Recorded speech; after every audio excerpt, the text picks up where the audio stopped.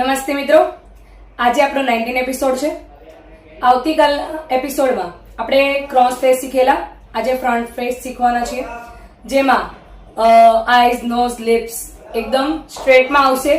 તો ક્લાસ ચાલુ કરીએ. હજી સુધી તમે મારી ચેનલને સબસ્ક્રાઇબ નથી કરી, લાઈક, શેર, કોમેન્ટ કરો, તમારા ગ્રુપ સર્કલમાં શેર કરો. ઘરે બેઠા જ મહેંદી શીખો. ક્યાંય પણ અટવાઓ તો મને કોમેન્ટ કરો, હું તમારું સોલ્યુશન જરૂર આપીશ. હું આ એપિસોડ મારા 13 ડેઝના એપિસોડ પૂરા થશે એટલે બધા જ વિડીયો હું હિન્દીમાં પણ બનાવવાની છું. જેમની કોમેન્ટો આવે છે કે મેમ હિન્દીમાં બોલો, તો હું આ સેમ રિપીટ હિન્દીમાં પણ કરીશ. તો મારી ચેનલને સબસ્ક્રાઇબ કરો, મારી સાથે જોડાયેલા રહો. Thank you so much. તો મિત્રો, સૌપ્રથમ આપણે આઈઝ બનાવીએ. આઈઝ બનાવતી વખતે ખાસ કરીને એના આઈબ્રાનો પાર્ટ છે ઇક્વલ રાખવાનો છે, કારણ કે સીધો ફેસ છે.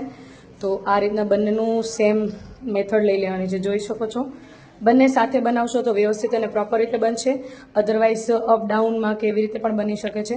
સેન્ટરમાં નોઝ લો, લિપ્સ બનાવો, પછી એમનો જે બિંદીનો શેપ આપવો હોય ત્યારે પહેલાં સર્કલમાં એમનો બિંદીનો શેપ આપો, પછી એમની ઉપર ટીકાનો શેપ આપીને તમે કમ્પ્લીટ કરી શકો. સેમ એ જ મેથડથી હું ગ્રોમ બનાવીશ. તમે જોઈ શકો છો કે આપણે દુલ્હો પણ સેમ એ જ રીતે બનાવ્યો છે.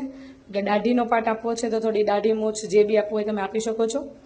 પણ એમનો ફેસ થોડોક અગર દાઢી મૂછ આપો છો તો ભરાવદાર રાખવાનો, જેનાથી એનો લુક સારો એવો આવે. તમે જોઈ શકો છો આ નોર્મલ પાઘડી છે, મોસ્ટ ઓફલી બતાવી છે. બીજું જ્યારે દુલ્હા દુલ્હન બનાવીશ એમાં હું તમને પાઘડીનો શેપ ચેન્જ કરીશ. આ હું એક ફીલ કરીને બતાવું છું. તમે જોઈ શકો છો કે સીધો ફેસ લીધો છે આપણે, એને અત્યારે હું ફીલ કરીને બતાવીશ કે એને કોઈ પણ અલગ અલગ ડિઝાઇનમાં તમે બનાવી શકો છો. તો તમે જોઈ શકો છો કેટલી અલગ અલગ ડિઝાઇન્સ બને છે. બરાબર છે. કાંગરી, જલેબી, ચેક્સ, કોઈ પણ રીતે આપણે ભરી શકો છો. ડાર્ક પાર્ટ પણ ભરી શકો છો. બરાબર છે. અંદર ડાર્ક ફીલ પણ કરી શકો. બ્લાઉઝ જે પાર્ટ છે, દુપટ્ટાનો જે પાર્ટ છે, તમે લાઇટમાં રાખી શકો, ડાર્કમાં રાખી શકો છો. અગર તમે એક ભાગ ડાર્ક આપો છો તો ઓબ્વિયસલી બીજો ભાગ લાઇટ આપવાનો છે.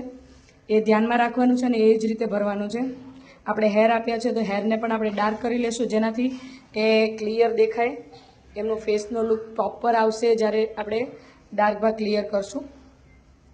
એ જોઈ શકો છો ફીલ કરેલી બ્રાઇટ બહુ સરસ દેખાય છે. સેમ એ જ રીતે આપણે દુલ્હો બનાવશું. તમે જોઈ શકો છો બધામાં મેથડ મારી સેમ જ રહેશે.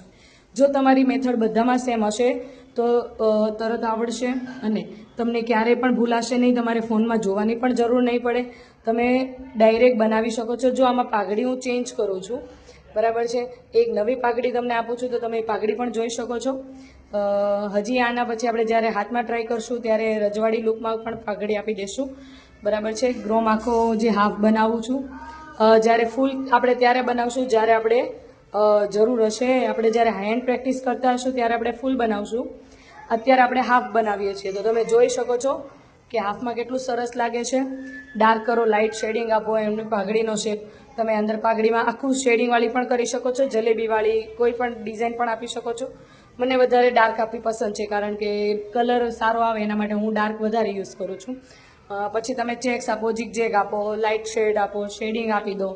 કોઈ પણ કપડાં તમે બનાવી શકો છો. ડાર્કવાળા કપડાં પણ બનાવી શકો. ફ્લાવર આપીને અંદર ડાર્કવાળા કપડાં પણ બની જાય છે. અને જો ડાર્ક કરી દો, નાના નાના ફૂલ આપીને ડાર્ક કરી દેવાનું, તો ડાર્ક કપડાં થઈ જાય છે. જો આ રીતે આપણું મસ્ત તૈયાર. તો મિત્રો આજે આપણે જોઈ શકો છો કે ફ્રન્ટવાળા ફેસ શીખ્યા.